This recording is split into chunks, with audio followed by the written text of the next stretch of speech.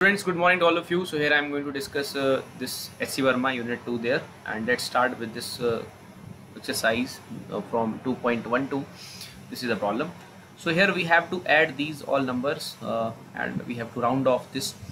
So basically अगर आप यहाँ देखते हैं तो this is 24.36, 0.0623 to 56.2. So like अगर आप इसमें देखते हैं तो इस मेजरमेंट को किया गया है डेसिमल के बाद 2 प्लेसेस तक, और इसमें किया गया है 4 प्लेसेस तक, और इसमें किया गया है 1 प्लेसेस तक। तो जो सर्टेनिटी है वो 2 प्लेसेस तक का है, दूसरे नंबर में 4 प्लेसेस तक है, और उसमें 1 ही प्लेस तक है। तो बेसिकली जो आंसर हम रिपोर्ट करेंगे बाद में उसमें भी वो सर्टेनिटी झलकना चाहिए। तो बेसिकली सर्टेनिटी जो है वो मिनिमम यहाँ देखते हैं तो इसमें सिर्फ 1 ही प्लेस तक का है, तो हम अपने आंसर को भी 1 ही प्लेस तक रिपोर्ट करने वाले हैं प्लस करने के बाद। ओके, सो 1 ही प्लेस तक आंसर को रिपोर्ट करना है। तो मैं इसको पहले जैसे एचसी वर्मा की बुक में जो है सॉल्व किया गया है वैसे सिंपली सॉल्व कर देता हूँ।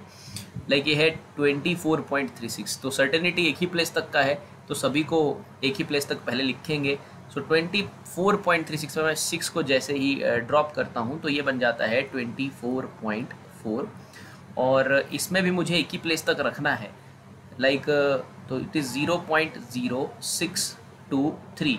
तो मैं यहाँ पर क्या करूँगा स्टूडेंट्स कि जैसे 6 को ड्रॉप करूँगा तो पीछे वाला नंबर जो है वो बन जाएगा अपने पास 0.1, और ये ऑब्वियसली पहले से ही की प्लेस तक है तो will simply write it as 256.2 and then now we add that. So ये बन जाएगा 7, और ये है हमारा 10 बन जाएगा, 5 2 7 8। सो it is 280.7। So 280.7 is the answer for this question. Sometimes और इन वेरियस बुक्स और इन सम वेरियस प्रॉब्लम्स कई बार ऐसे भी किया होता है, लाइक 24.36 में आप सिंपली प्लस करेंगे 0.0623 और दूसरा प्लस करेंगे 256.2। तो ये जो है बनेगा 3 2 और ये 2 और ये 6, और इट इज़ लाइक 2 5, ये 4 1 10 हो गया, 5 7 8। सो इट इज़ 280.6223 इस तरह से बन जाएगा। देन प्लस करने के बाद लोग जो हैं उसको राउंड ऑफ करते हैं। So this is also the same thing, कोई खास फर्क उससे नहीं पड़ेगा। That answer is also correct. So ये बन रहा है 280.62। अब हमें इसे रिपोर्ट करना है डेसिमल के आगे 1 ही प्लेस तक रिपोर्ट करना है, तो बेसिकली हम 2 को जो है ड्रॉप करेंगे। 2 5 से छोटा है तो इम्पैक्ट कोई नहीं रहेगा। So it is simply reported as 280.6। इस तरह से करने पर 280.6 आ रहा है। एचसी वर्मा में जो आंसर है वो 280.7 है, तो उन्होंने हर एक टर्म को पहले राउंड ऑफ किया है और उसके बाद ऐड करके रखा है। तो यहाँ हमने सिंपली पहले ऐड किया फिर राउंड ऑफ किया है, तो basically both answers are same, there is no much impact there. So you follow this way to get the answers. Okay, आगे चलते हैं स्टूडेंट्स। सो स्टूडेंट्स, अगला जो क्वेश्चन है इन टेक्स्ट जो एग्जाम्पल्स उसमें जो आखिरी क्वेश्चन है 2.13। सो फोकल लेंथ दिया है कॉनकेव मिरर का, जिससे कि स्टूडेंट ने ऑब्टेन किया है, मेजर करके रखा है। तो ये उसने 10 ऑब्जर्वेशन लेके रखी हैं। आपको फोकल लेंथ को की एवरेज फोकल लेंथ रिपोर्ट करना है with uncertainty in the measurement. तो सबसे पहले हम क्या करेंगे, उसने 10 मेजरमेंट करके रखी हैं, तो हम इससे सबसे पहले तो उसकी ट्रू वैल्यू फाइंड आउट करेंगे। तो ट्रू वैल्यू फाइंड आउट जो की जाएगी वो बेसिकली हम इसकी एवरेज फाइंड आउट करेंगे, और जो एवरेज आएगी वो बेसिकली ट्रू वैल्यू के नज़दीक रहेगी, तो उसे हम बेसिकली ट्रू वैल्यू कह देते हैं। तो इनको सिंपली प्लस करना है, 25.4 25.2 इन सभी को प्लस करना है। So we will simply add them, इनको ऐड कर लेते हैं तो, और उसका एवरेज निकाल लेते हैं।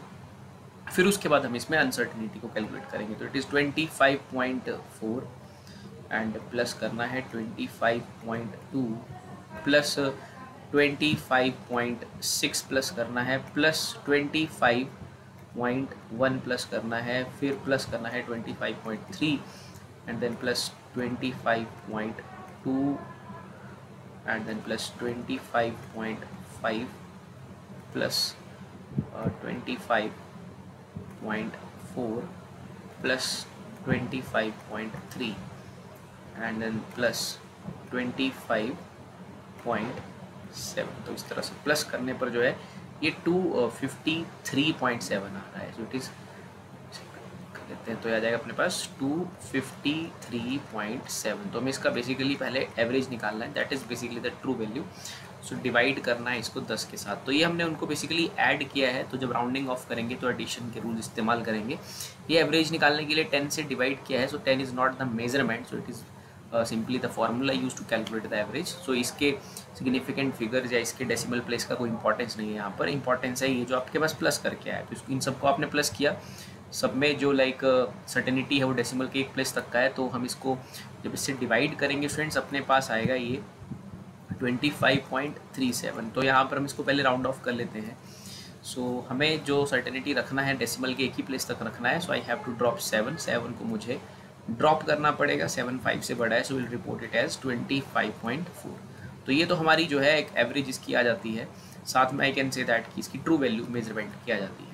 अब हमें निकालनी है अनसर्टेनिटी कितना है, कितना प्लस माइनस है मेजरमेंट, कितना ऊपर नीचे जा सकता है, जो फोकल लेंथ का एवरेज वैल्यू है वो हमें देखना है।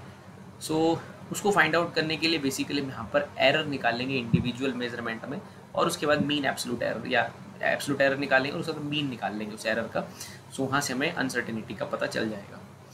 लाइक जैसे अब मैं पहली मेजरमेंट की बात करता हूँ स्टूडेंट्स, एरर कैसे फाइंड आउट किया जाएगा। लाइक पहली मेजरमेंट है अपने पास 25.4, तो this is my first measurement, इसे चेक करता हूँ मैं यहाँ पर। और जो हमारी ट्रू वैल्यू है वो बेसिकली 25.4 है। Okay, that is true value is 25.4। जैसे आप एवरेज वैल्यू कह लीजिए या ट्रू वैल्यू कह लीजिए, दैट इज़ 25.4। तो और जो पहली मेजरमेंट उसने की थी that is also 25.4। It means that कि इस मेजरमेंट में जो एब्सोल्यूट एरर है वो जीरो है। तो पहली मेजरमेंट में जो एब्सोल्यूट एरर है वो अपने पास जीरो आ जाएगी। फिर सर दूसरी मेजरमेंट पे चलेंगे, दैट इज़ 25.2। और देखिए ट्रू वैल्यू तो फिक्स ही रहेगी हमेशा, ये तो 25.4 ही रहेगी।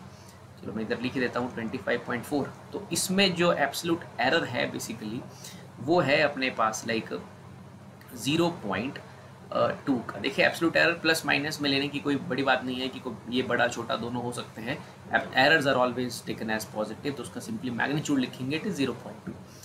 अगला जो अपना मेजरमेंट था स्टूडेंट देखिए वो है 25.6, तो यहाँ 25.6 लिख लीजिए। एब्सोल्यूट ट्रू वैल्यू है 25.4, तो यहाँ पर भी जो एब्सोल्यूट एरर है वो 0.2 का है। अगली जो मेजरमेंट है वो देखिए 25.1। ऐसी सभी को हमें सॉल्व करना पड़ेगा। 25.1 और ये है 25.4, तो ये आ जाएगा अपने पास 0.3। We take all the values as positive, negative लेने की जरूरत नहीं है, माइनस 0.3 लिखने की जरूरत नहीं है आपको, सभी को पॉजिटिव लेना है। तो ये होगी 4 वैल्यूज़ अपने पास आ चुकी हैं।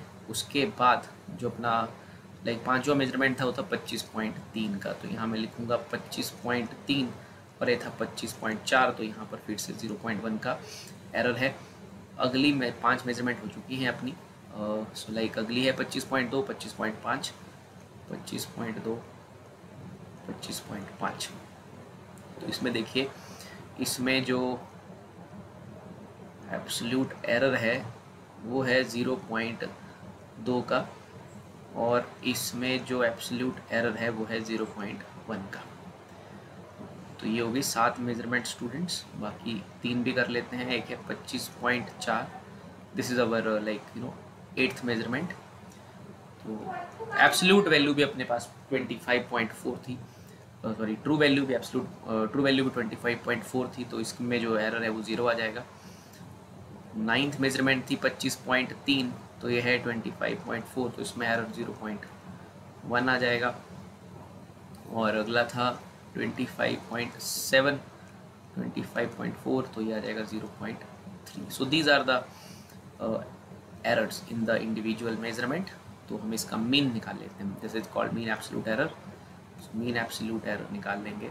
मीन एब्सोल्यूट एरर सभी को प्लस कर लेते हैं और जितनी वो मेजरमेंट है उतने से डिवाइड कर लेते हैं। It is 0.2, 0.4 plus 0.3, 0.7, 0.8, it is 1, 1.1 and it is 1.2 and it is 1.5, so it is 1.5 divided by 10, आ जाएगा अपने पास 15/100। तो इसे आप डिवाइड कर लीजिए, 15/100 कर लीजिए, so it is 15 divided by 100। so ये डिवाइड करने पे आ जाएगा 0.15, so it is 0.15। तो इसे भी मैं डेसिमल के एक प्लेस तक रखूँगा, तो 5 को जब ड्रॉप करूँगा तो ये जो है अपने पास बन जाएगा 0.2, और I can say that it is plus minus 0.2। तो जो फोकल लेंथ है उसे जब आप रिपोर्ट करेंगे, फोकल लेंथ को जब रिपोर्ट करेंगे, आपका जो एवरेज वैल्यू आया था वो आया था 25.4 plus minus 0.2.